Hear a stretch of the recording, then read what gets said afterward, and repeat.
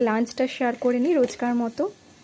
তো ফার্স্টেই তো আছে ভাত, দেখো গরম গরম একদম ধুয়ো বেরোচ্ছে। ভাত আছে, ভাতের মধ্যে একটা আলু রয়েছে, ওটা রোজই থাকে। আর হয়েছে দেখো আমাদের গাছের কুমড়োর শাক।